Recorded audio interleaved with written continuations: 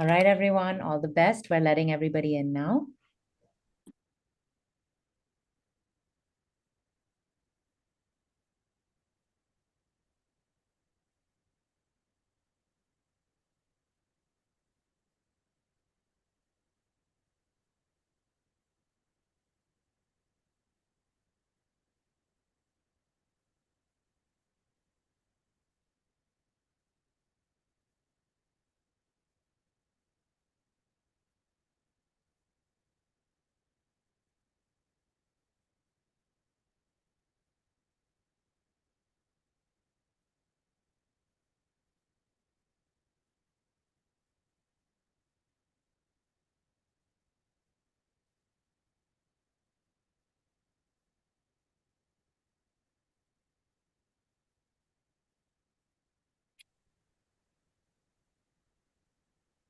All right, welcome all to the Sadhguru Center for a Conscious Planet speaker series. And we're very excited to have you. Just take a couple of minutes for you all to settle down. And if you can also put in the chat where you're from, that'll be great. We'll take a minute or so to settle, and then we'll start this speaker series. We're very excited to have you all.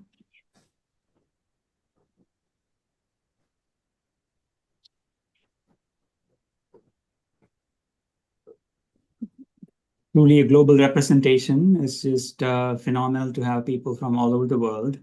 I wouldn't attempt to read it because it's amazing to see from all over the world, really.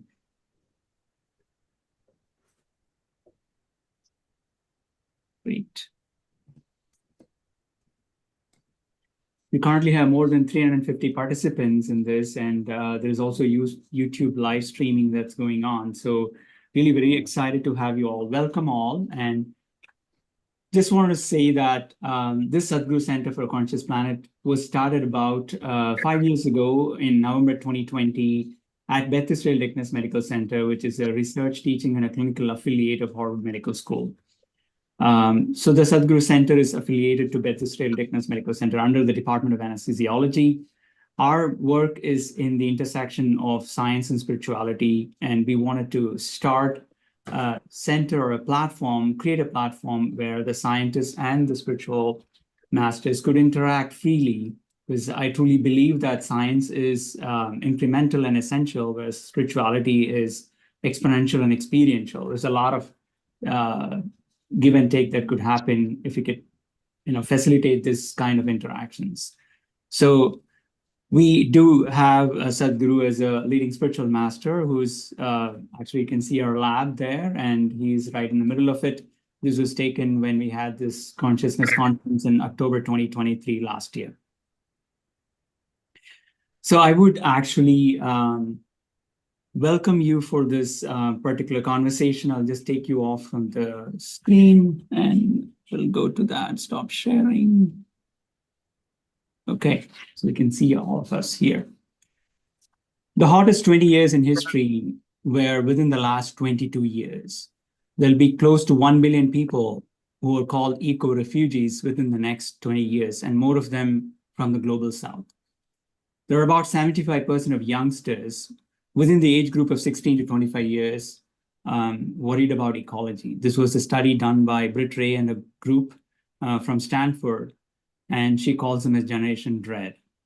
This sort of ecological stress can take a mental and physical toll.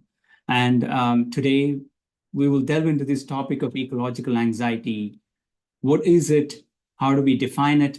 And what can we do about it? That is what we're going to delve into. And we really have excellent speakers who are experts in this particular field. And I wanted to introduce each one of them to you. And they'll be highlighted as we go on here. We have Akila Rai Paraju joining us, and she represents the youth, and she's also a project administrator at the Sadhguru Center for a Conscious Planet, where she works on research projects in exploring the impact of yoga and meditation on clinical populations such as long COVID, Parkinson's, etc. But she was inspired by the book Generation Dread, and she found that really meaningful for her to read and connect. And she brought a project to us. Is there something that we could do? And we really created something along those lines. And that has led to one after the other. And today we have her talk about ecological anxiety as a youth representative and also as a MPH student at the Boston University. Welcome, Akila. We have Dr. Emma Lawrence, who is a mental health specialist. She collaborates with researchers, educators, and designers and policy experts to better understand and respond to the deep interconnections between climate change and mental health. She leads the Climate Care Center, working with researchers, educators, and designers. She completed MSc and DPhil in computational and clinical neuroscience at the University of Oxford. She holds a BSc Honors in Physics and Chemistry from Flinders University and a Science Communication Graduate Diploma from the Australian National University. She's a chair of trustees and founder of Youth and Youth Mental Health Charity, It Gets Brighter. She loves spending time in natural world and particularly her homeland of the Adelaide Hills and on a bike. Welcome, Emma. We're really delighted to have you.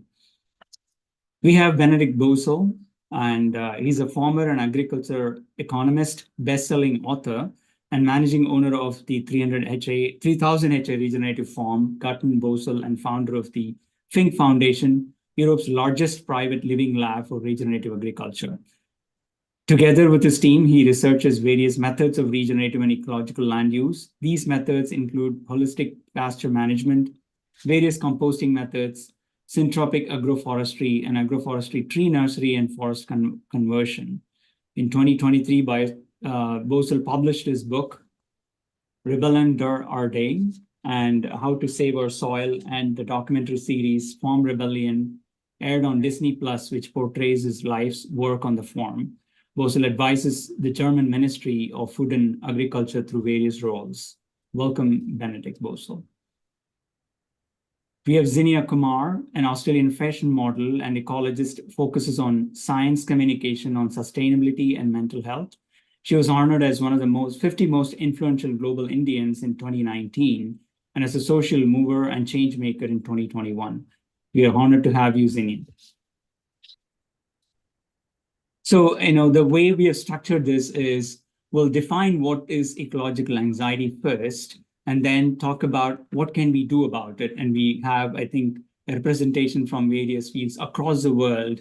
And we want to also make this as more of a conversation and a lot of back and forth. And at the very end, for almost 30 minutes or so, we'll have a Q&A session. That's how we have structured this.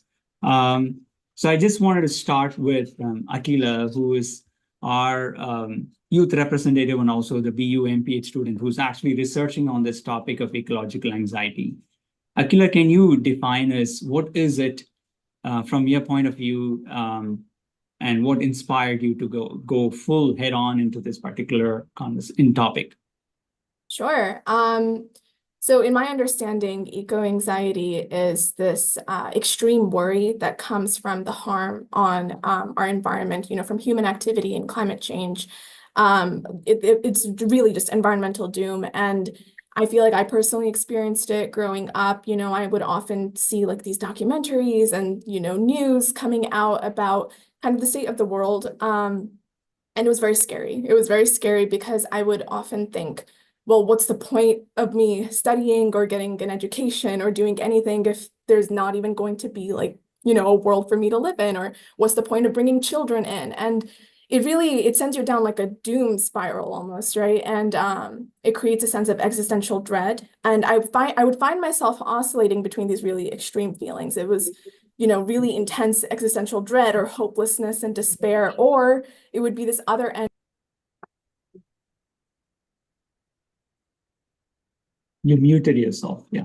Oh, sorry, I don't know how that happened. Yeah, so it would be on that end, or it would be the other end where it's kind of like, okay, I'm just going to cut myself off from all of these things. I don't want to look at it. I don't want to have to deal with it. And so it would fall into this desensitization, numbness, indifference kind of realm.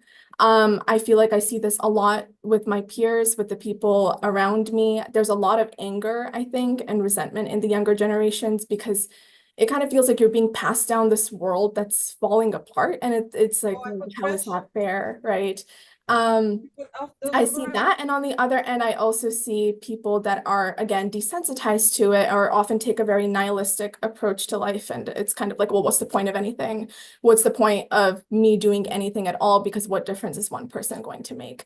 And I'm sure there's exceptions to this, but I think at the heart of, this indifference or even the refusal that these issues exist, or acknowledging that the issues exist and then feeling a lot of really strong emotions about it. I think the heart of all of it is this inability or struggle to process our emotions, and also to the struggle to accept our reality for what it is, to kind of face it head on. And in my opinion, or how I see it, if we're battling constantly these emotions, if we're battling our feelings and we're also battling our reality, how are we ever supposed to move forward and actually push for change and create a momentum? And I think so that's a question that I think about a lot. And around last year, as it was mentioned before, I read this book called Generation Dread by Britt Ray from Stanford, and it was phenomenal. Highly recommended if you are someone that's very interested in this topic. Because she talks a lot about what it means to find purpose in an age of climate crisis. And that kind of inspired me to go deeper into this field of climate change and mental health, and seeing how we can, face up to these emotions and acknowledge this crisis that we are going through and still take steps forward. Yeah, that's powerful, especially coming from a youth, and what inspired you and actually shaping your entire career on that, inspired by this book and this topic. It's fantastic. Dr. Lawrence, you have done phenomenal amount of work already in this field of ecological anxiety. Can you expand on that a little bit, and also talk a little bit more about the North-South differences, the global North and the global South differences, the perceptions, etc.? Yeah, thanks so much, Dr. Bala. And it's really, truly an honor and pleasure to be here. I look forward to a conversation that I'm sure will be quite wide-ranging. And I completely agree with everything Akhila just said. And it's stories that we hear over and over again from young people around the world. So just very briefly to give context to what I'm about to say. So I'm Australian. Grew up with a huge love for the natural world, and was very fortunate to grow up on Kaurna land in the Adelaide Hills. The Kaurna people are the traditional custodians and stewards of the lands on which I grew up. And I felt deeply connected to that place, still do, as my home. And so seeing the changes already with the fires and with just the heat getting worse and worse, watching the barrier reef die, it was really affecting me. But I also had spent my teenage years struggling with quite severe mental illness myself, which I brought into my work in neuroscience and in mental health research. But as I was working in mental health research, I was struck that the conversations were always around, social media and exam stress, and these topics that are obviously very important. But what is the content that young people are even looking at on social media, or why is the time they're spending on social media, what is that taking away from in terms of what we need in terms of our connections to others, our connections to the natural world, and what is the context of the world that they're inheriting? And my graduate studies in neuroscience looked at how we process uncertainty in the brain. And it felt like the world was getting more and more uncertain for young people, and some of the challenges that they're inheriting. And of course, the climate crisis being sort of top of the list in my mind and in what I was experiencing. But 5 years ago, when I started looking into this, there was zero data at the time on how young people, or how anyone indeed, was being affected by awareness of the climate and ecological crises. And so we started doing studies with young people, initially in the UK, but then also working with colleagues in India, 3 nations in the Caribbean, with Brit actually in the US, and with other colleagues around the world. Over the last year, we worked on a project called Connecting Climate Minds, and that involved nearly 1,000 people around the world, including hundreds of young people with their own lived experiences of mental health, of being affected by a changing climate. And we started to see over and over again these experiences that might be termed eco-anxiety or climate anxiety. But as Akila said, when people hear the word eco-anxiety or climate anxiety, they think of anxiety, understandably. But often what people use that word to describe is a huge range of emotions, as Akila noted. And also rumination, worry, so kind of a cognitive element, as well as behavioral changes. It might be affecting their relationships, their sleep, their daily life, their decisions for the future, whether or not to have children, what to study, where to live. So it's far beyond just a sensation of feeling stressed in a moment or anxious in a moment. But and again, it's a whole spectrum of experience that also might include physical symptoms. And so this is really an experience that can differ for different people in different parts of the world. It interacts with cultural understandings. And so researchers are really trying to wrap their head around what this means still and conceptualize what this means still and understand how it relates to the behaviors people take in terms of pro-environmental behaviors or support for climate actions, how it interacts with their mental health and well-being, and what we can do to help. So how do we help people develop lives of meaning and purpose and resilience, as Akila was saying, in the context of living in a rapidly changing world? And how do we help people develop agency and narratives that can enable them to contribute to the changes they want to see? And what we hear a lot is, again, as Akila was saying, this kind of polarity between, techno-optimism of technology is just going to fix it, or we're completely doomed. And the reality is that the climate is changing and it's going to keep changing. So we can always be pushing towards a better future, but there's no moment where we've won or lost. There's going to be lots of wins and lots of challenges. So what we do is a lot of what Akila again was saying was, how do we help people to hold those different emotional responses, to sit with the uncertainties, to sit with some of these challenges. But this is a very rapidly evolving field. And I just guess one key thing to finish with is that it's not just people in the global north. You said global north, global south differences. A lot of what we hear as well is, isn't this just kind of white people who are worried in the global north? I mean, I'm sitting in the global north and I'm clearly a white person who's worried. But there is also, we talk to many, many young people around the world and people of various ages. And we see in the data that people who are already living with these experiences and are affected the most, and whose futures are affected the most, are understandably often the most distressed about what's happening. And also this is linked to a deep sense of betrayal and injustice that comes from intergenerational injustice, that comes from massive injustices across the world in terms of who's been producing fossil fuel emissions and causing this crisis compared to who's suffering the most.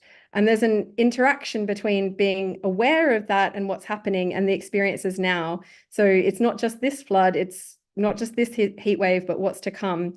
So this is, again, not just about climate awareness or climate experience, but really an interaction.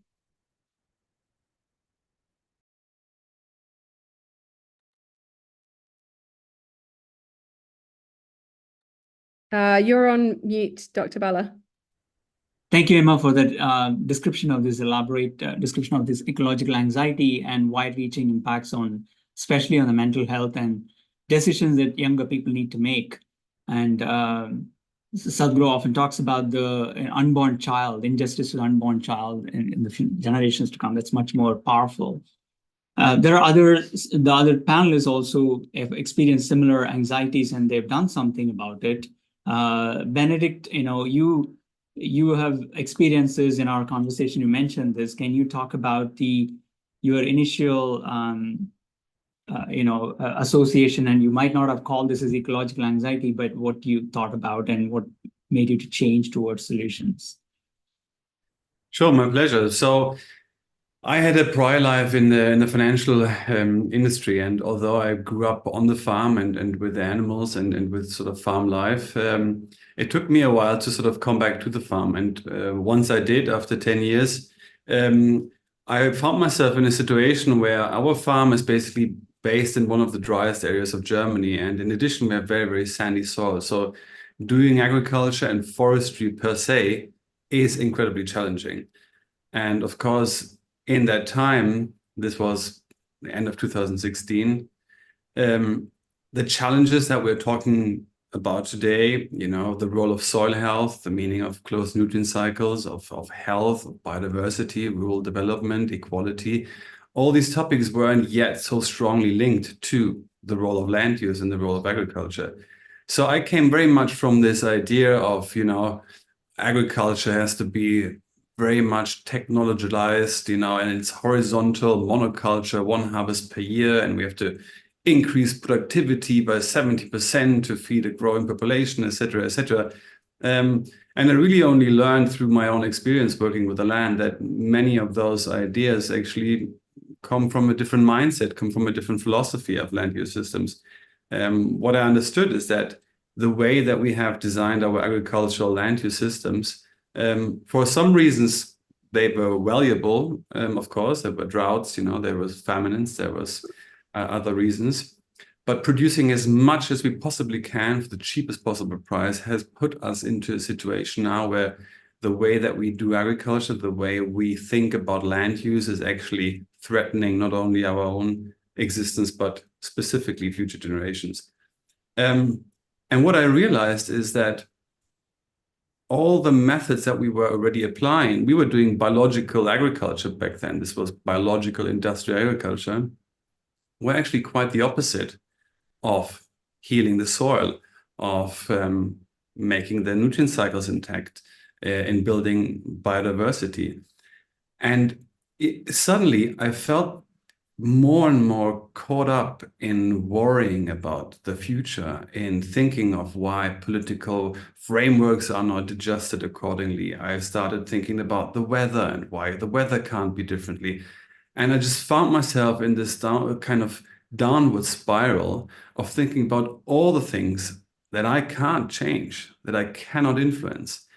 And that made me feel less good and more worried and just really frightened about the future. And it was only the move and the, I say the leap of faith, saying this cannot be it. There must be other solutions. That made me starting to look all over the world for alternative land use models, because I said, if anything we do here on the land, sandy soil and low precipitation, the aim of it has to be always to build soil health, to build biodiversity, to build ecosystems that we can live on for centuries to come.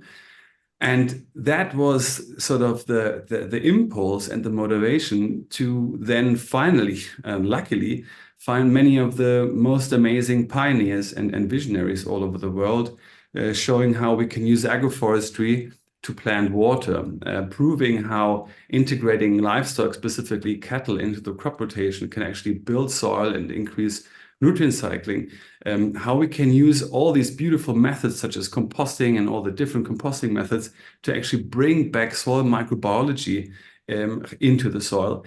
And once I found it, I was like, wow, this is incredible. These people have proven for years and years and years that they have the answers to some of the biggest problems of our time. And it's really not just about agriculture and food production. Land use is always also biodiversity, health, rural development, equality, education. And once I realized that, I was thinking, why is not the whole world talking about these methods, these regenerative agricultural methods that are, of course, always context specific and regional specific? But once I found that, I knew that this is my life's calling, so to say. So I said, I'll try to bring all these different methods to our farm and to prove that applying these regenerative methods is not only profitable, but also ecological and socially viable, because it does bring those incredible values. And for me, this was really the turning point, because suddenly I was only thinking about the potential, the beauty, the hardship, of course, it also entails.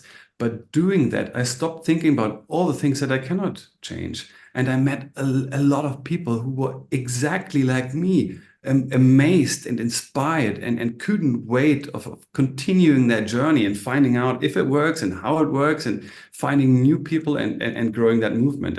And that is in my own experience that I had on the farm that has been maybe one of the most powerful that I've been experiencing. Thank you, Bennett. It's pretty inspiring for me to listen to, when you speak about focusing on things that you can do, and also rediscovering the ancient ways of farming and then bringing it back to life and increasing the biodiversity. For us, it's all about mental and physical health when it happens, but you're talking about how to prevent it. So it's amazing to hear you. Zinnia, it's 2 a.m. for you. Thank you so much for staying awake to participate in this panel. It's amazing that you are, doing this from Australia. And, you are in the fashion world, but you're also a science enthusiast, and you have a background in science where you've done your master's and PhD in this area. And can you please tell us about, initial apprehensions about the anxiety that you had about this? First of all, I think it's incredible to be on this panel. I think everyone is so amazing, and the work that they're doing is just so incredible. So my background actually begins as a conservation biologist. So before I entered the fashion space, and I was working with birds in the outback, and we were basically tracking them and checking their populations. And something that we started to notice was that climate change was affecting a lot of the patterns of where the birds would migrate and where they would go, and also the nesting ability, because there was a carrying capacity that had been reached and they couldn't increase the population. And then that was kind of that life. And then when I moved to the fashion world, it was kind of it took me a couple of years to really notice this eco-anxiety. So I was working in the eco-advocacy space in science communication, and knowing that I work in the fashion industry, which I think everyone knows is a huge contributor to climate change and waste and so many issues that exist, it was quite hard because I was working at it from an innovation and science communication level. But a lot of the issues that we were facing it's not something like gender pay gap, which can be changed. We know what the problem is, and there's a solution.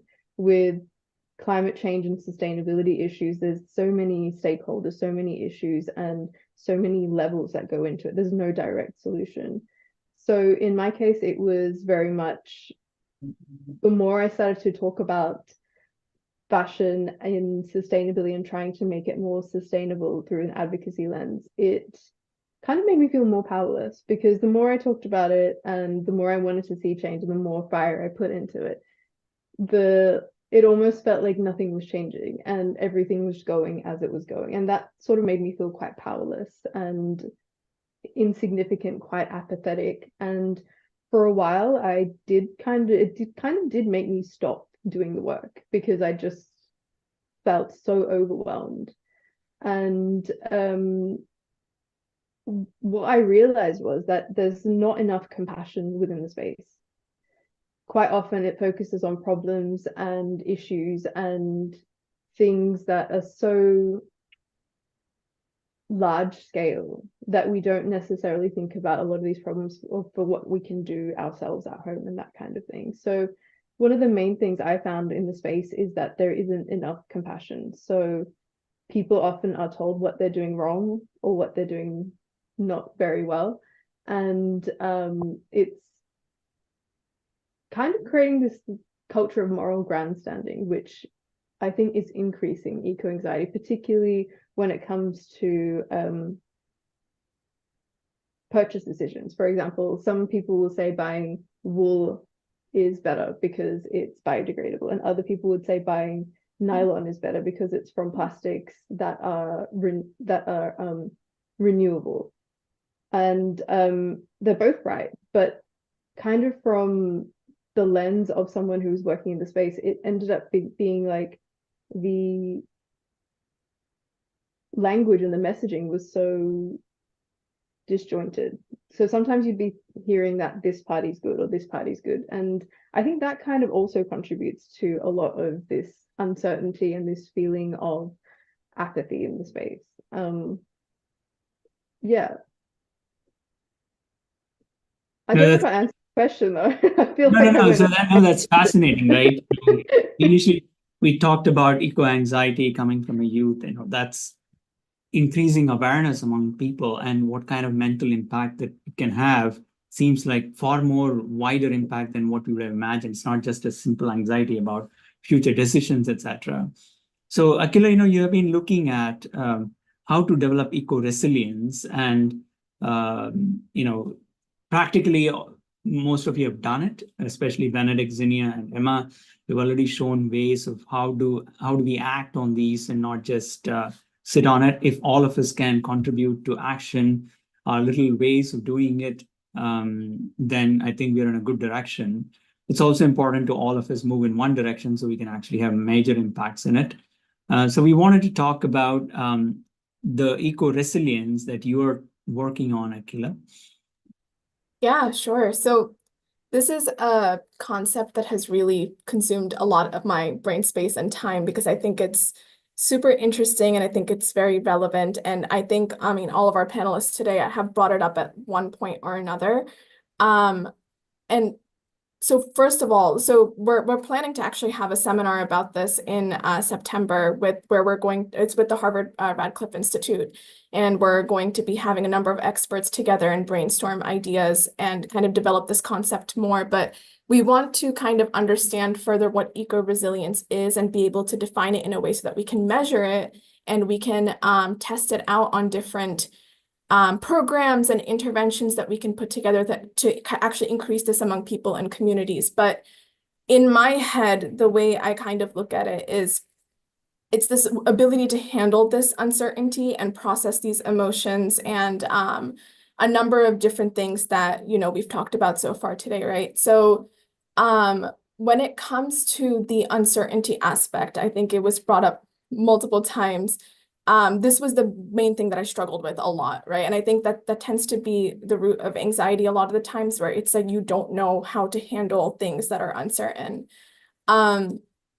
For me, the way that I kind of started handling this was meditation. It actually played a really big role for me, and it kind of equipped me with the skills to handle uncertainty in a way that I was able to face it head on instead of kind of turning and running away from it.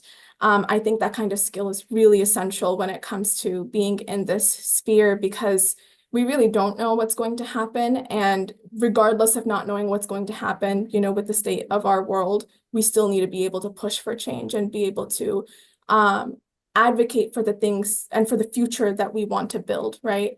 And so I think the kind of balance, the inner balance that I was able to gain from meditating, the inner transformation I was able to gain, has been able to help sustain me in this field. So there was a point, right, where I was like actively avoiding reading about a lot of these topics because I couldn't handle it.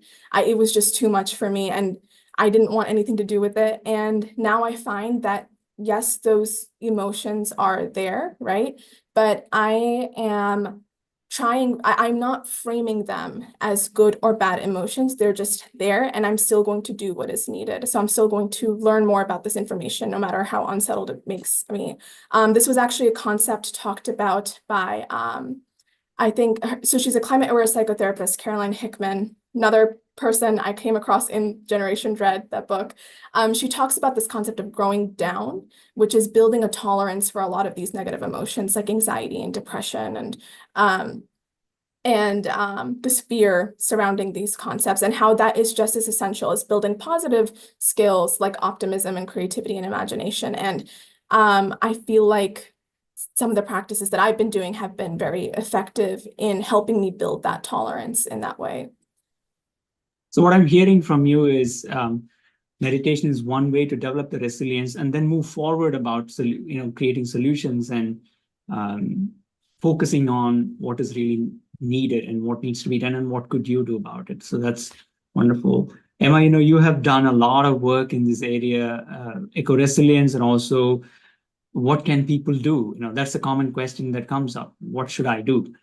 I have this dread, I have this anxiety, I want to do something. What can I do? That commonly comes up, and you have touched various areas in various fields. And can you give us some glimpse of the solutions? Yeah, thank you so much.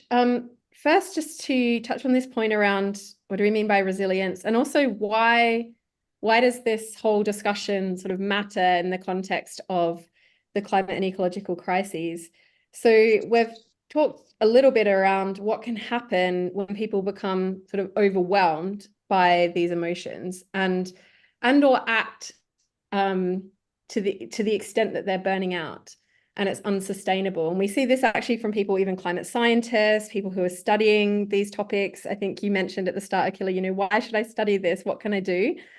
And so, but we don't just see this in individuals, we see this in communities. We hear sometimes from farmers who are saying, well, I'm meant to be planting drought-resistant crops, but I can't get out of bed in the morning, or whole communities, whole societies, whole systems. So this could potentially become a vicious cycle where this kind of stress is incapacitating people and communities and whole systems from being able to make these changes. But the flip side is also true. So I think there's already examples, and Benedict touched on it, of when people are equipped and supported. And again, this could be individuals, but also communities, systems, sectors, to start making changes. A lot of the changes we need for a safer climate future are incredibly good for mental health and well-being, whether that's cleaner air, more connection to nature and green space, whether it's more equality, better buildings, all sorts of things that we know can support good health. And doing the work to enable us to be able to connect with others, to be able to sit with some of these challenges, enables us to show up in our work, in our lives, in all sorts of ways that ripple out and contribute to the changes we need to see. And so when we say, what should we do? One of the challenges that I've seen in general in this space is disconnection.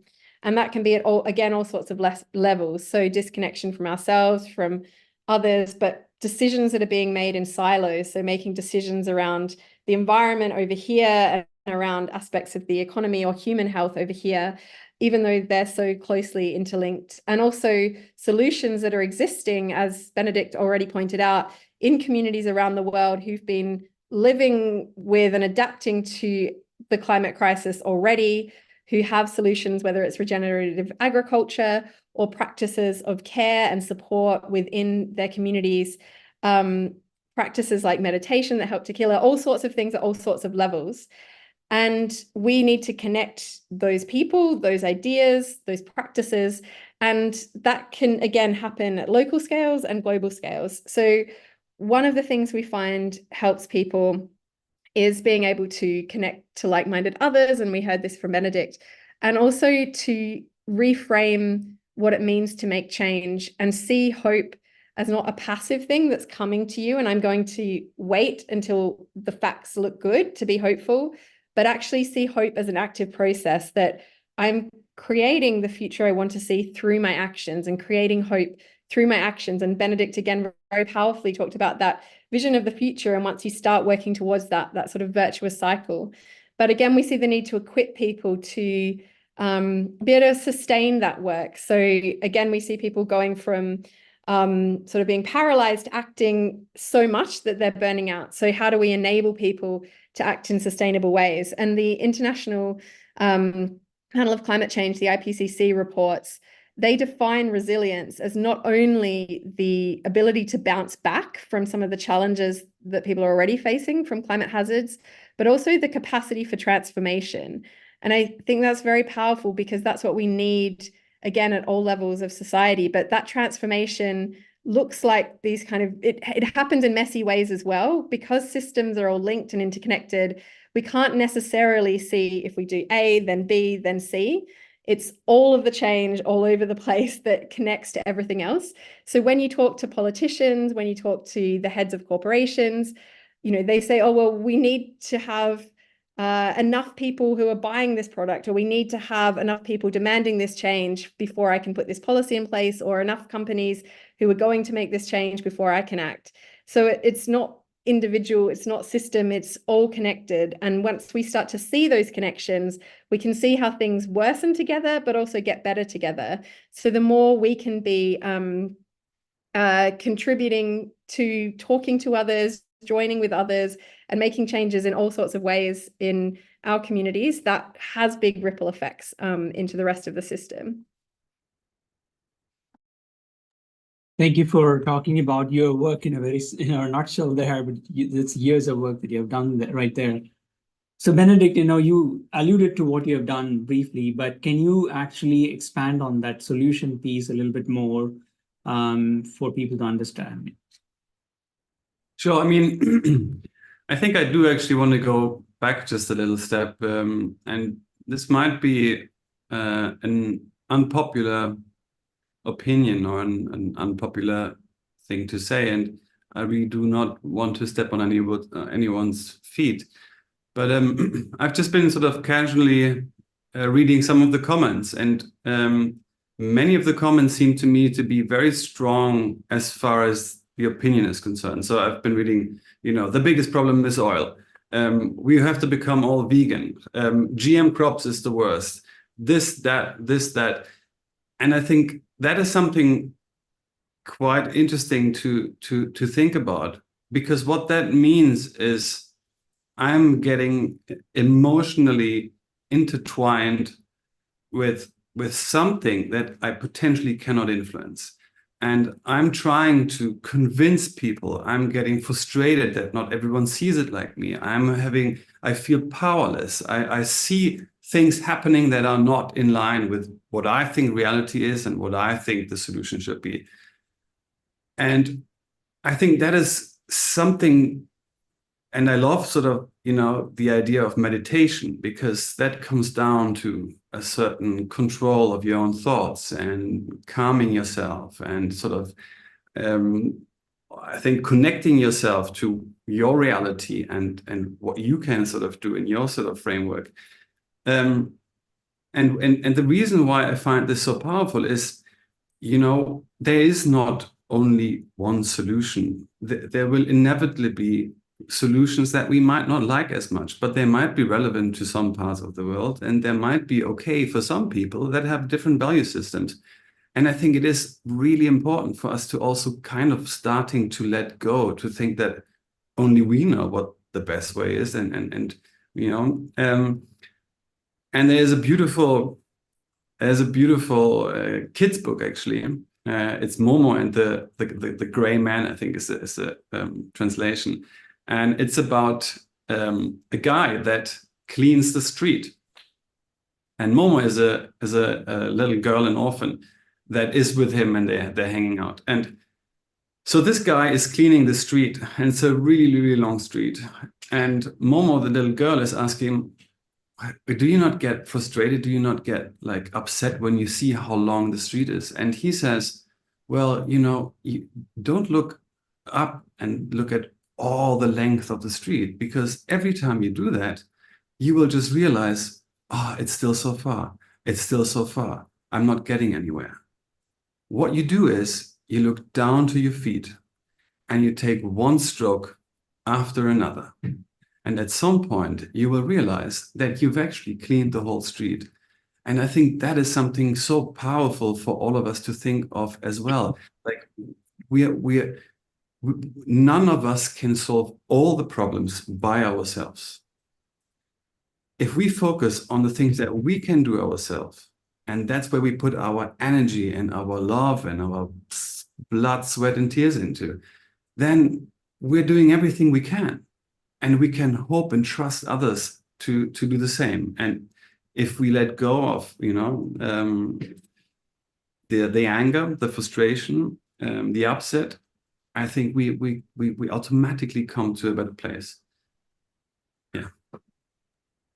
Go ahead, Emma. I was trying to say. Very, very quickly come in just to echo that, yeah, I mean, completely agree. And it's beautifully said. There's a lot of people responding to that in the chat. And I think, as Zinnia also touched on this kind of blaming and feelings of guilt that arise a lot in the space. One thing we hear a lot, and people are talking about anger in the chat as well, there is an understandable anger when you find out about the injustices, but also around things like the fact that it was fossil fuel companies that developed the individual carbon footprint idea and calculator, and some of the narratives that have been pushed that target individuals as the kind of cause and culprit. And we see in our data from UK young people that in the midst of 2020, when we surveyed them about climate and COVID, they were more distressed by climate than COVID, even in the midst of the pandemic. They also felt more guilty about climate change than COVID, even though they felt less like their actions could make a difference. So on the one hand, people are feeling powerless, like I can't do anything, I can't do enough. On the other hand, feeling guilty, which kind of comes from a sense that I'm contributing, but maybe in the way I don't want to be contributing.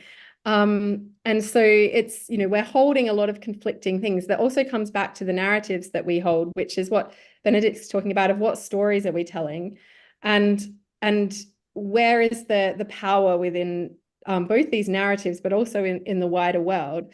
And so I think that's, again, sort of saying we need this, or we need this, or we need this. There's room for a lot of these solutions to exist together.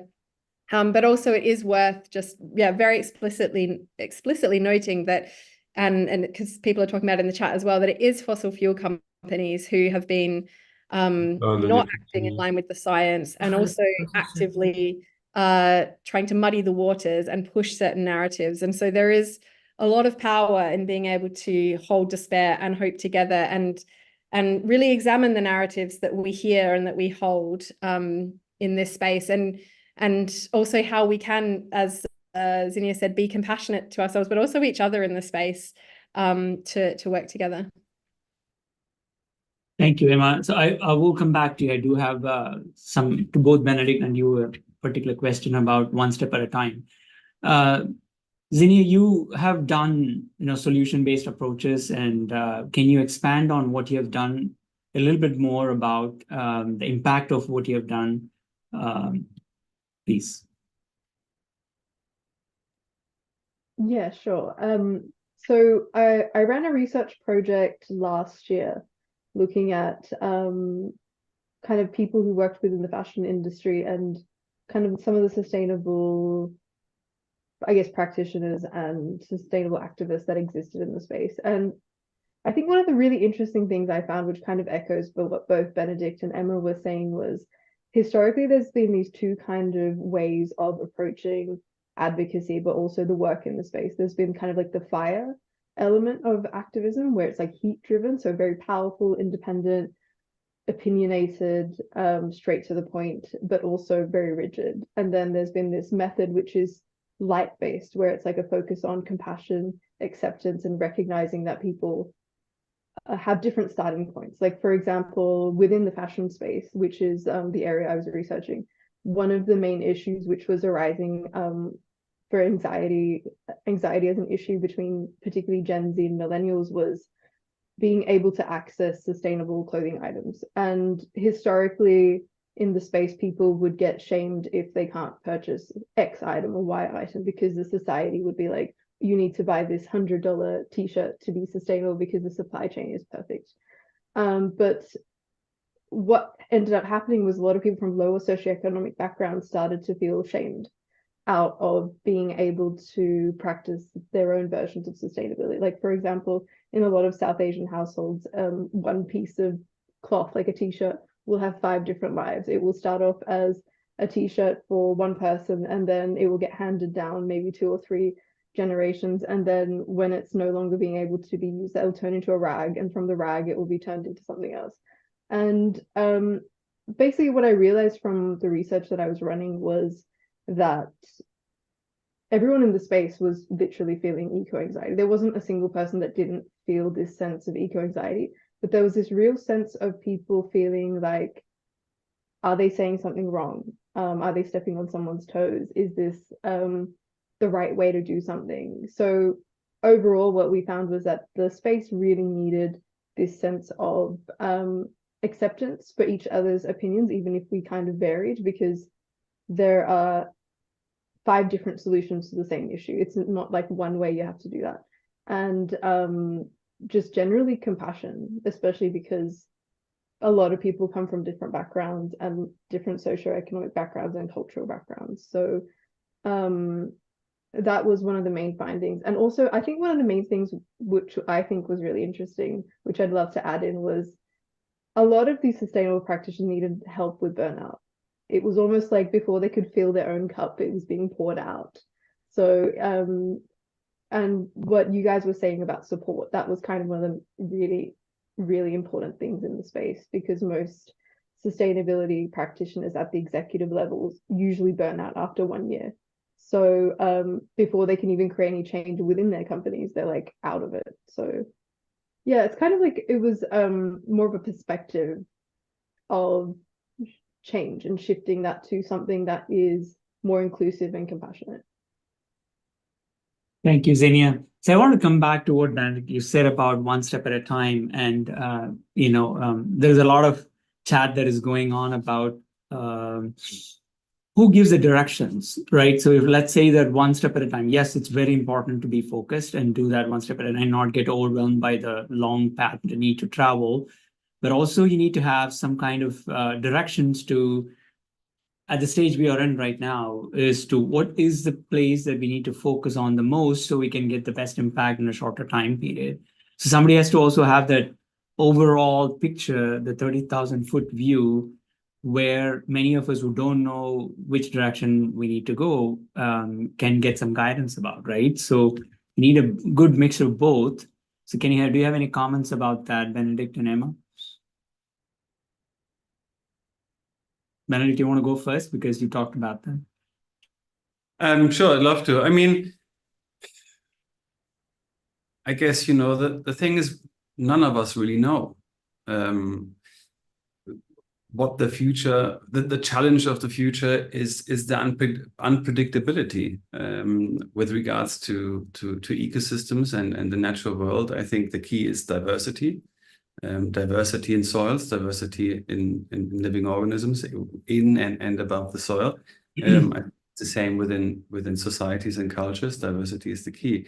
But as far as the one direction is concerned, I don't know if there is one right direction.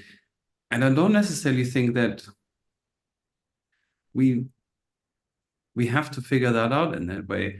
I think what the key is that everyone for themselves, you yourself have to find something that you love, that you love doing, that you enjoy doing with others, that you like standing up for in the morning. You have a reason to go there, to work, to do whatever that is, what fascinates you. Follow your instinct and follow your heart, and because whatever that is, you'll be good at it, So I think don't overthink it. Follow your heart and do what feels right, and you will come to the right space. I believe that very, very strongly. If you work hard and if you do something that you love, bless you, then life will be grateful for you, grateful to you. Thank you, Benedict. Emma, you need. Yeah, thank you so much. And again, yeah, there's a lot of resonance, I think, with all the speakers. I completely agree that I've seen, and through Connecting Climate Minds, as I said, I've been lucky to speak over the last year with people from over 90 countries, different levels, different sectors, different disciplines, different lived experiences, Indigenous communities, farmers, young people. And there are a lot of solutions that people are implementing in their lives, in their communities, whether it's different types of regenerative agriculture or stewardship over lands, whether it's starting projects in their local communities to be better prepared for climate-related disasters or to support each other. And so these things can look different, and we can learn from what's happening around the world. And that's one of the things we do at the Climate Care Centre, is try and bring together through our global online hub. And I can share in a moment some of the case studies and lived experience stories and toolkits and other resources to learn from what's happening and start to connect together and collaborate with others, join with others.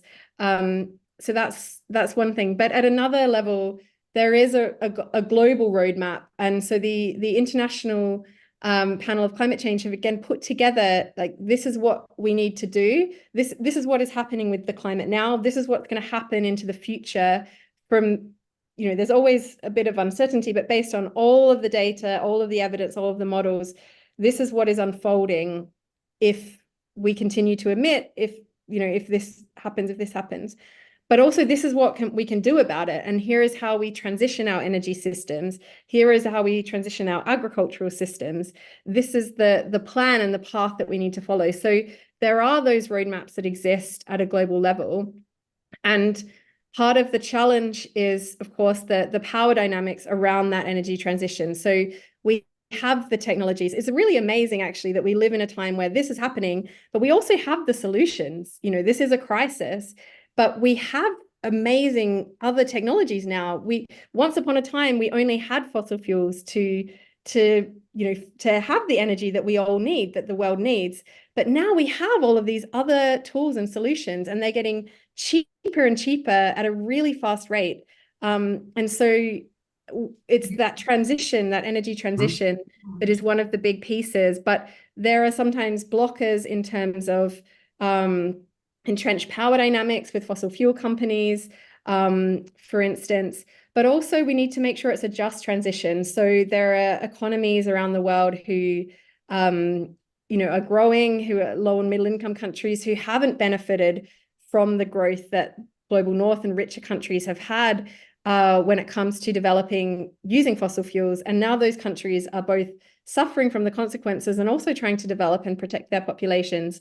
So there are pathways to do this. There's global roadmaps for mitigation to reduce global greenhouse gases, for adaptation. They're always being developed further and further globally and by countries. And also things like the Loss and Damage Fund to try and make sure that money can be mobilized to help with some of these challenges and a just transition. But there's work that needs to be done at various levels to push for this. And whether you're a lawyer coming into climate litigation, whether you're a farmer working to move towards regenerative agriculture, there are, every career can be a climate career. And there are things that can be done at every level. So yeah, I think I'm always learning so much from people who are working all around the world. And that gives a lot of hope if we can connect and join together. Thank you, Emma. So what I've gathered so far is, there is increasing awareness about eco-anxiety, especially in the youth, and it has got a far-reaching impact on them. And, researchers such as yourself and Akila and others should really continue to do that work and talk about these more and more people talk about it. There's increasing awareness. So that is building the awareness piece. The second one is there are some chat messages that talks about how does meditation help, etc. But I think it does reduce the anxiety and changes all that fear, all that anger, all that into a positive channeling of this energy into doing something about it and what can you do. So I think that is important to use that meditation for that matter. It's not like you just do the meditation and not worry about anything. So how do we channelize and reduce anxiety and act more positively? And we know there's enough evidence that the brain doesn't really work when you're completely angry and have all these negative emotions. So I do see that. And it seems like there are ways to do it. Worry about things that you can do is what Benedict says. And there are other questions that are popping up in the chat. And if some of you speakers pick something that's very interesting, please feel free to raise your hand and talk about it. One thing that has come up, caught my attention is, can we, if governments all over can incentivize against procreation, that will be the biggest help to environment. This is a question to all the panelists. So anyone has any thoughts on that? This is from the chat that I just picked up. It talks about population control, essentially. Yeah, I don't know if anyone else wants to come in. Very happy for others to jump in. I'm definitely not an expert in kind of population demographics and demography. There's, of course, many different contributors to global population, and obviously there's changing patterns that we see internationally with a lot of richer countries already having kind of population growth that is either going flat or actually declining. In terms of what it means to bring a child into the world today, that's something that a lot of people my age and others that we work with are grappling with. And, you know, I feel this myself as well. And actually, Britt talks a lot about this in the book, Gen Dread, so you might want to come in with this, Akila, as well, because this was the reason that she came into the space, was grappling with this idea of what it is to parent or to bring a child into the world at this moment in time. I guess one thing to say is that of course, where you're born in the world is going to change what you contribute, but also, again, this idea of like individual carbon footprint is sort of, again, shifting the responsibility onto the individual as opposed to the systems and the world, the wider world in which we live.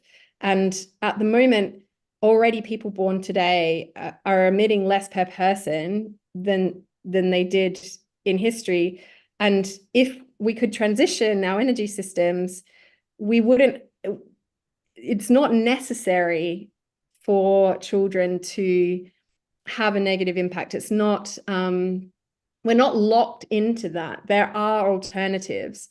And so in my mind, it would be very sad and it is very sad that people who would love to be parents feel that they can't because of either or both the impact that their child might have, but also the challenges that their child might face. And I think this also comes into understanding what it is to live a life of meaning and purpose in the context of a changing world, and where there is still meaning and joy and love to be found, even in the midst of growing challenges. And also noting that not everyone has the luxury of choosing, but also we know and we work with parents around the world who are struggling more because of the climate crisis. And also children are struggling more with their mental health, for instance, both because of this awareness, but also we're increasingly learning things like exposure to air pollution, exposure to heat, even before children are born in utero, can have lifelong consequences for the way their white matter develops in their brain and their cognitive function, their likelihood of experiencing mental health challenges. So again, if we're transitioning to ways of producing energy that are cleaner for our air, for the way we move around, for the way we do agriculture, et cetera, then we're going to be healthier, we're going to be happier. And the children that already exist, or those who are still to come into this world, will have a future that is brighter. The more that we can all be talking together, talking to others, pushing politicians, pushing companies to change towards having a less polluted and a cleaner world that fundamentally is about how fast we transition our energy and agricultural systems. Thank I you. would love to I would love to jump in there, just from one sort of my own observation. So I have two kids. One of them screaming in the back. Not sure if you can hear her or him. And they're 1 and 3 years old. And I can only say that everything I've done in my life is absolutely useless. The only really meaningful thing is obviously my wife, but even more so, don't tell her, my kids. And I would never, ever would want to take that away from someone, that experience. It is just very, very natural, intrinsic part of who we are as living creatures, as animals. But this, of course, is also very down to individual feelings, and I would respect anyone's opinion about themselves, obviously. But that sort of sharing my own experience. And I think on top of that is sort of more looking at from an analytical point of view. And I'm starting sort of from the agriculture space, which I'm obviously more familiar with. But you can translate that, of course, to the whole system economics that we have developed throughout the world. And that is that today, if you come into the supermarket and you buy the cheapest possible product, for instance, meat, it is the product that has the highest production cost. But most of the production costs are externalized. So the real production cost, biodiversity loss, maybe, having an adverse effect on water quality, on air quality, soil health reduction.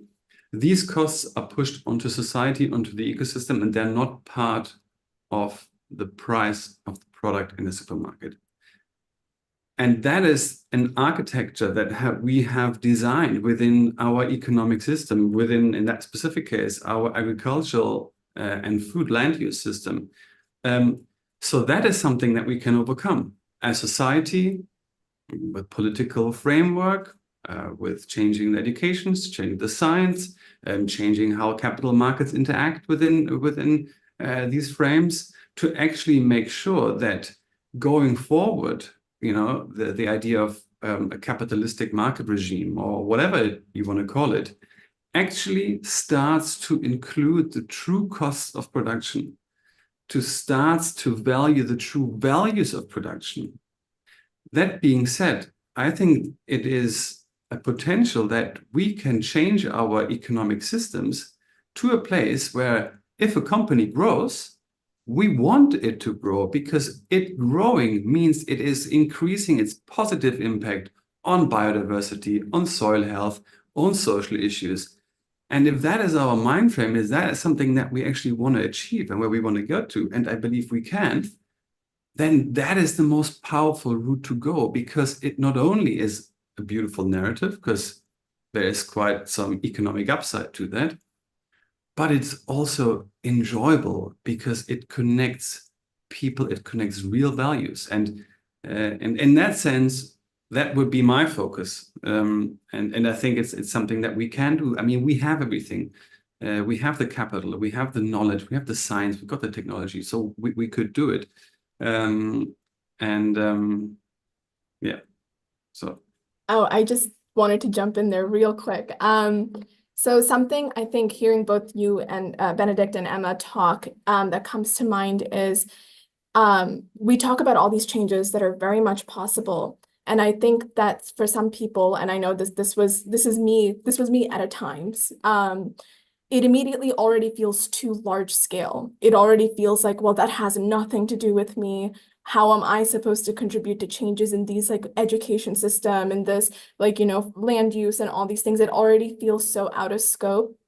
And I think it's interesting to kind of linger with that feeling for a bit, because I think that's part of what contributes to this feeling of overwhelmingness, right? And I 100% think that we all still have the ability to contribute to those things. Just because they feel like really large scale doesn't mean that every single one of us doesn't have an ability to make an impact in those areas.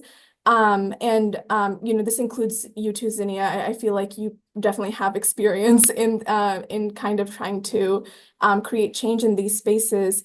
I guess my question for you is, how do you handle that? Because, when you talk about it this way, it feels really abstract. It feels like way out of your sphere. But knowing that there are individual actions that you can take to kind of move that forward, and how does that translate to the everyday person, I guess? Let me know if I need to clarify that question. Yeah, I think that question is for you, Zinnia. So are you asking me a question? Okay. Yeah, please. Just in a nutshell, just what did you mean?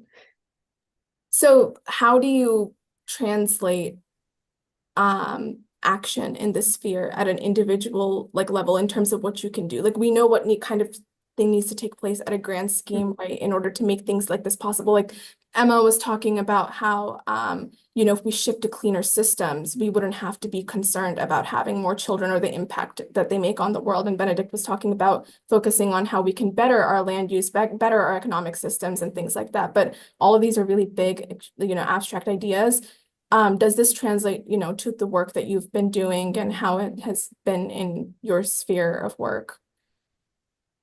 So sorry, it's 3 a.m. I'm No, it's here, totally but I'm okay. So creating change through an individual way Yeah. and connecting. Okay. especially for like the everyday person? Well, from what I found kind of in my space is kind of like taking that big picture and like cutting it down, making it smaller and smaller and smaller, and kind of bringing it home back to the self, because quite often we forget that there are individual actions that we can do that in that space that will also kind of also help the not just the environment of around us, but also the interactions that we're having around us. So quite often it's about being able to take that large chunk and make it about individual behaviors. So for example, instead of worrying about, oh my God, fossil fuels, like what can I do? Like I know as cliche as it would sound, it would be like you instead watching how you use products that come from fossil fuels and things like that. But also it is related to, I mean, in my like studies and the research that I've done, quite often it's first of all about recognizing what the person is feeling. And instead of punishing themselves for not being able to fix a huge problem, it's about realizing that everyone's feeling that, and by having their moral compass directing, because everyone's kind of related. Everyone is everyone cares about the environment. We are here today because all of us have the same feeling, and we just need to be aware of the small actions we can do around us. So that might even be like telling a friend about something that you heard about, or communicating to other community groups or people that is within your circle of space of influence, and then worrying about the bigger picture, because sometimes going too big too fast definitely creates that sense of paralysis. Yeah, can I just, is it all right if I come in again and try and I mean it's a very big one, but a really important one. And as you said, that sense of this being so big or so out there can be part of what can feel overwhelming or paralyzing. But if we're thinking about, if we're trying to make systems change or to see that in the world, how does that happen in general, or how has it happened also in history?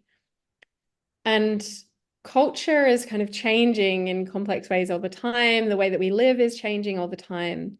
But a lot of it starts and it spreads with how we talk about things, how we're sharing that with people, and also like in policies that are trying to work towards a society that doesn't emit greenhouse gases. Some of that has to come, the policymakers are saying, oh, we need to get behavior change across the population to do this. So the more that we can be doing those behavior changes and then being a role model for others around us, behavior is very contagious. And so we're very social creatures, and ideas and narratives, both helpful and unhelpful, spread very quickly, as we've sort of seen in many ways. So the more we can be talking about these, why we care about this, what we love, also with compassion for where if people are having a defensive response or other kinds of responses, recognizing that that might also come from their overwhelm, their fear, their sense of paralysis. But ultimately what, we all care about, who are on this call, probably deeply care about the environment. Most people care about their own health, the health of their kids, the air that they're breathing, the opportunities that they have to put food on the table.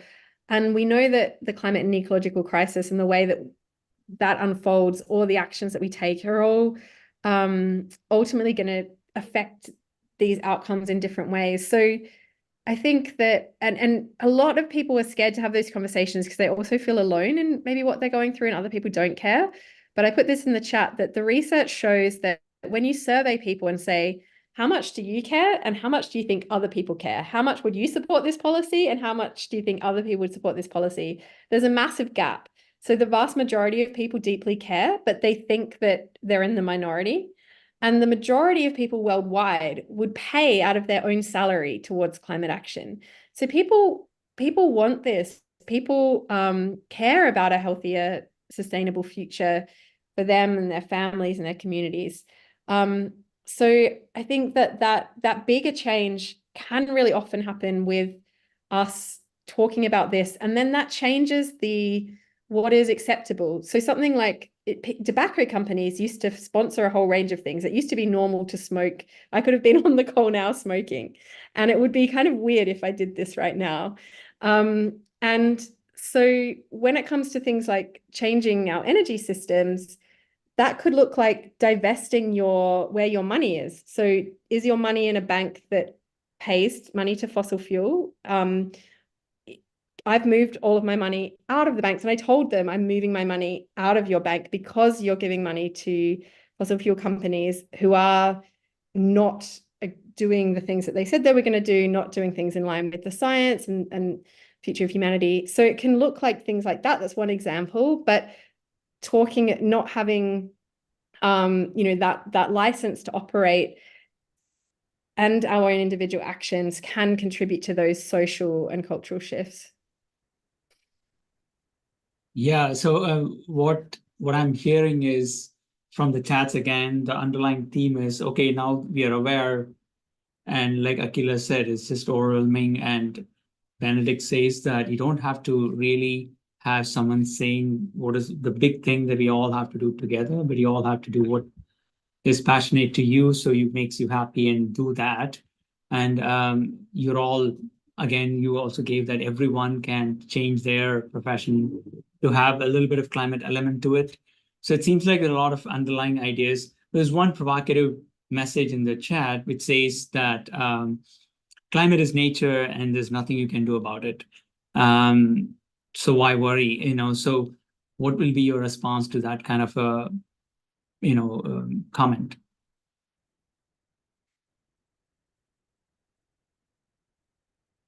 Benedict? Well, I mean, yes, yeah, sure. Okay, I can live with that. Climate is nature, and for sure, who knows what's going to happen in centuries to come. But I don't really, I mean, I do care, I guess, but for the sake of the argument, I could say I don't really care, because that really doesn't change anything. It doesn't really matter. What matters is that things are changing, and we as a species need to adapt. And that means doing the things that we can do. Of course, trying to cut down as far and as good as we can, wasting fossil fuels. Of course, adapting our land use systems so they actually become regenerative. Of course, changing the way how we feed animals that are locked in confinement with food that they're not supposed to eat, but putting them out on soil where they can build soil and increase photosynthesis and increase nutrient cycles and empower the water cycles to cool the planet. These are things that we can do. And if the weather is going to go this direction or that direction, that doesn't really matter, because the truth still holds. We have to do our best to work with whatever is coming. And I think that's everything. Well, actually, you're a youth representative. What do you think? Yeah, I think you cannot care, but regardless of how you feel at one point or another, it's going to affect your personal life. Like, don't know how the rest of the world is doing. We're having really bad heat waves here in Boston, sweating all the time, and things like that will probably only escalate. And like, yeah, you cannot care, but if it's going to affect you at one point or another, I think you will end up caring. I also think that the most harmful thing that you can do for yourself is to tell yourself that you don't have any responsibility and that you don't have any power. Because even a personal transformation is a contribution to the collective, and I believe that really strongly. So that's a little off that question, but yeah, I think that's my statement. Yeah. For the whole panel, how much of the answer to resolving the eco-anxiety and the climate crisis relies on personal responsibility versus responsibility of the people in power? I know we alluded to some of these discussions towards that, do what you can, etc. is there. But again, that comes back to, you all said, do what you can. But really, where is the major change? Where is the major movement? I'm happy to come in, but I've also maybe Yeah, spoken no, first a few please, times. So please. anyone, Zinnia or Benedict, did you want to jump in first? There, I think while they're collecting answers, why don't Yeah. you? Okay, no worries.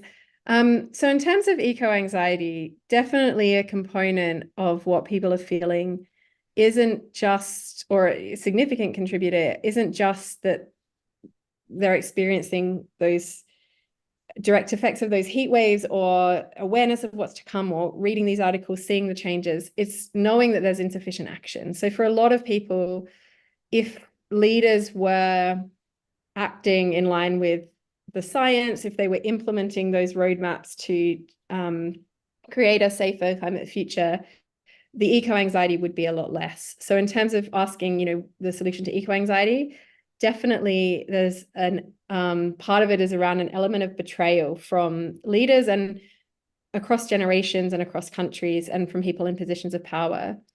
So showing up and showing particularly younger people that you care, that you validate their emotions, that you're listening to them, and that they're not crazy for thinking how they or feeling how they're feeling, like that is really important. And definitely we need, and the responsibility lies on the current generation of people in power to be acting to safeguard current and future generations. That definitely is where responsibility lies, but at the same time, holding those people to account and also contributing to cultural and social shifts and energy trend shifts and sector shifts and behavioral shifts that push towards those things are things that we're all a part of. And I think someone noted that I was speaking in a sort of a systems view before, and that's something that I've the more I talk to people, the more I learn in this space. It is the fact that all of these things, both the problems and solutions, are interconnected. And because we're all interconnected, we're often feeling these things collectively.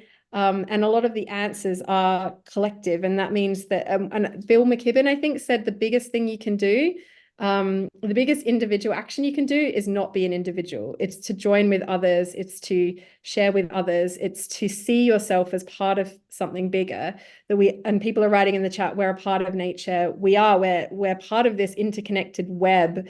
And so we act and ripple across that web.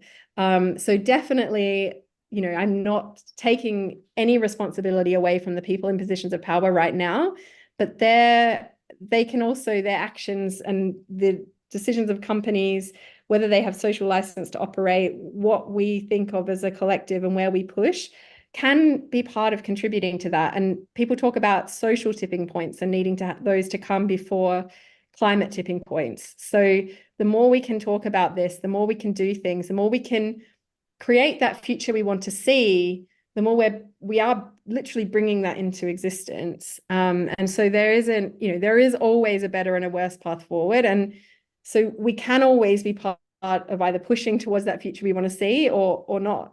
So both is essentially the answer. And they're interconnected. Yeah, I mean, beautifully said, I could only agree.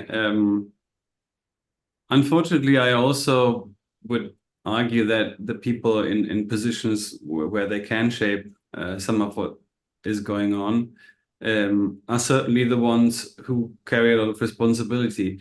Do I believe that they will use it in the way that is good for many and not for a few? No, not really, unfortunately. But I think the power lies within all of us, right?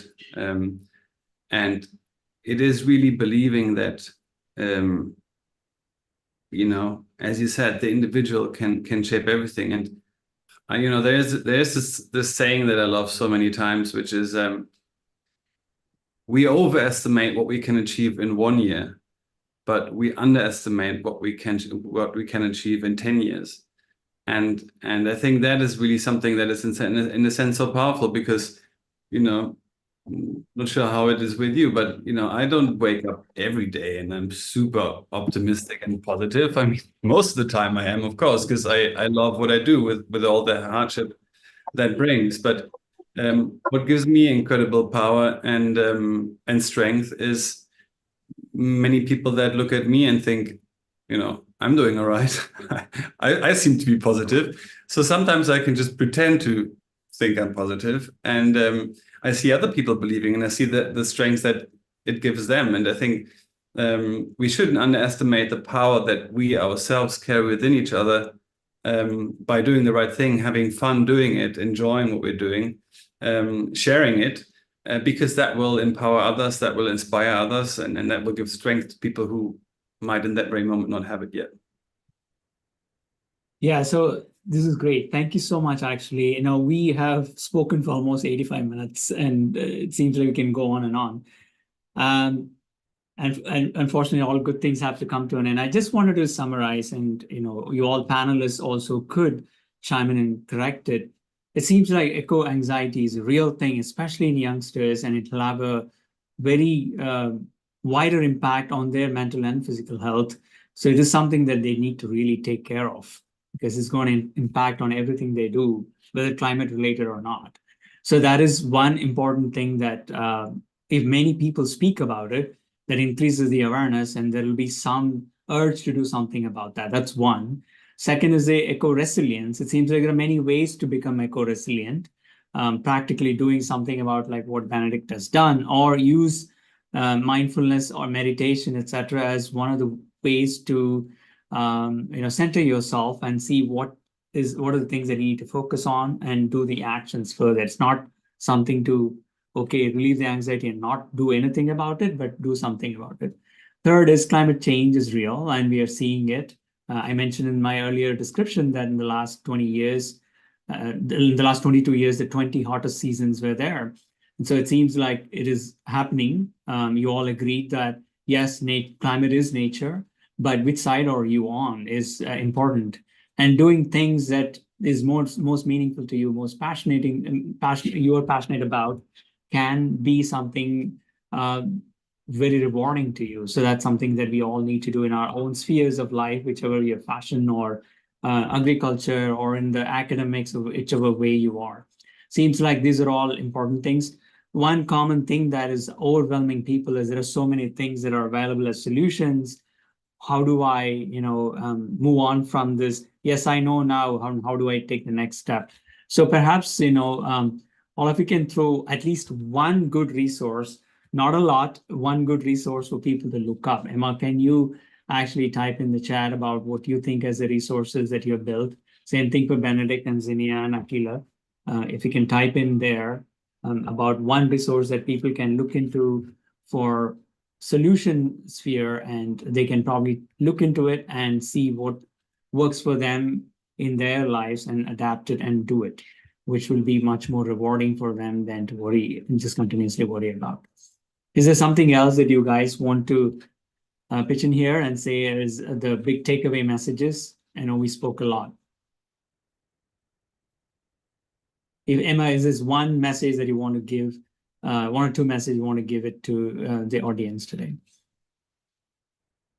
Well, yeah, it's a big question.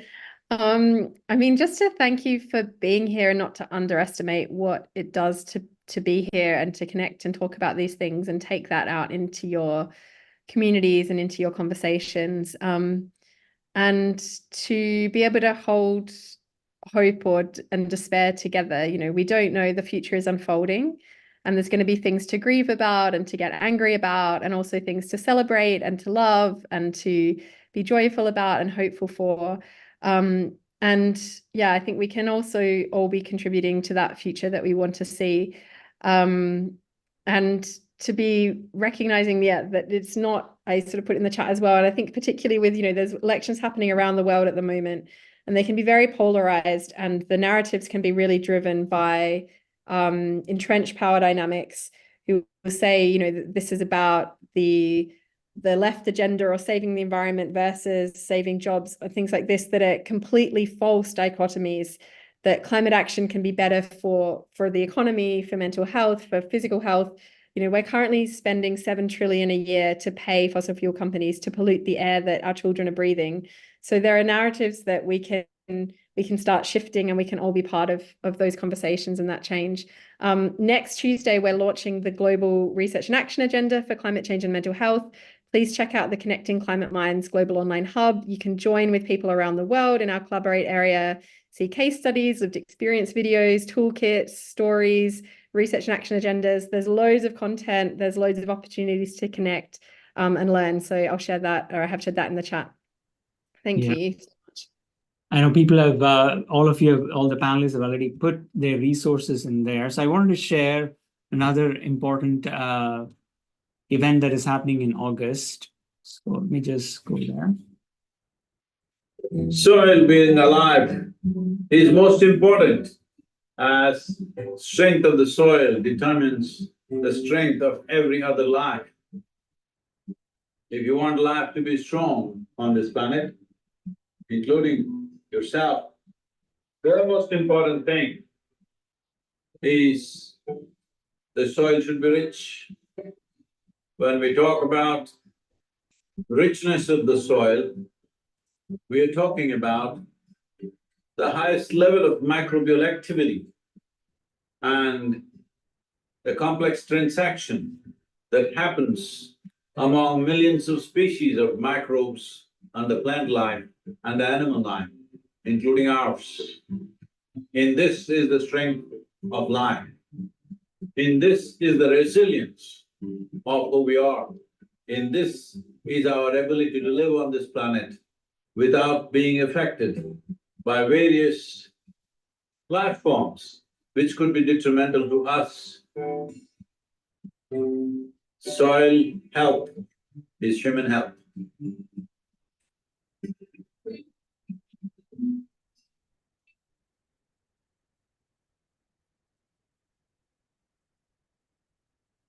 Soil being alive. Sorry about that. So next month, we do have similar panel, which I'm not part of, but they'll be from experts in the soil, our very body, on August 14th. More information to come. It's on August 14th, 12 to 1:30. Again, if you have a QR code, you can join this particular movement that is happening already. And I also wanted to bring to attention that we, from the Sadhguru Center for Conscious Planet, have organized an event on September 28th, which is hybrid, both in person and via Zoom, where loneliness is the only way out, between the US Surgeon General, Vivek Murthy, and Sadhguru himself. That will happen in Boston. And stay connected with the Sadhguru Center for additional speaker series and other research activities, educational activities, etc. There's one interesting talk that may be related to this particular one. It's on gut microbiome and mental health between Emron Meyer and Sadhguru. That's on YouTube. If Morgan or Tulsi can put that YouTube video link.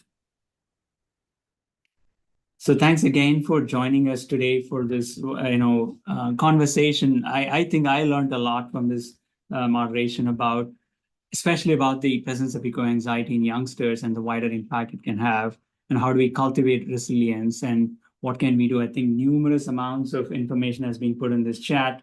Hopefully, all of this can be compiled and given to people. Again, I don't want to overwhelm people with hundreds of websites talking about this, but what it tells me is that there are a lot of people thinking about this. So that is a very, very positive thing. A lot of people thinking about this and coming up organically things that we can do. That's already addressing what Benedict said, do what you passionate to you.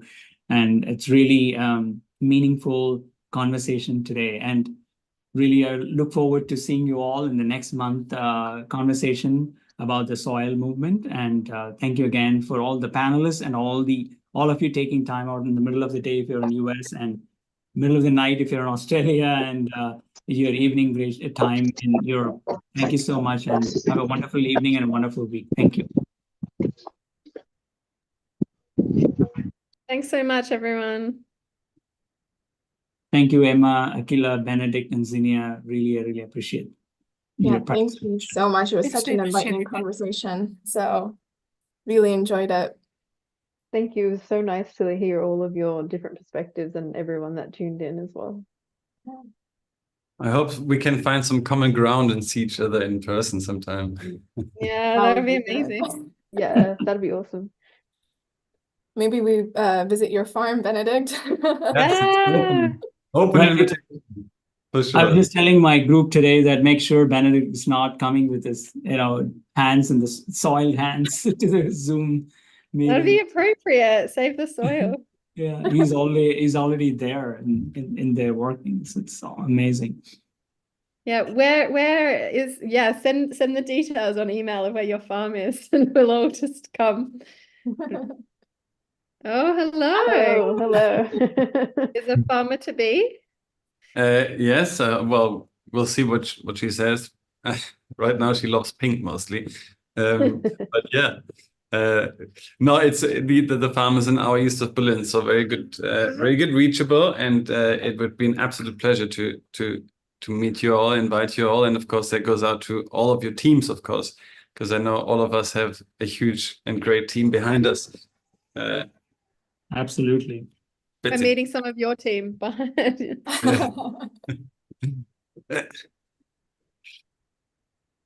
Thanks again. Thank you all. Have a nice evening, nice day. And thanks Zinnia, everyone. get some sleep tonight. Yeah. Yeah, Thank you. Honestly, amazing effort, Zinnia. That's Yeah. Sorry, I was a little bit like, what am I talking about in the beginning? And then I did get my sentences together and I was like, okay, we're I'm good sorry now. for throwing a very complicated question at you. Honestly, it wasn't. I read my notes and I was like, wait, she just said like individual language. I was like, yeah. I honestly, I would not be at all functioning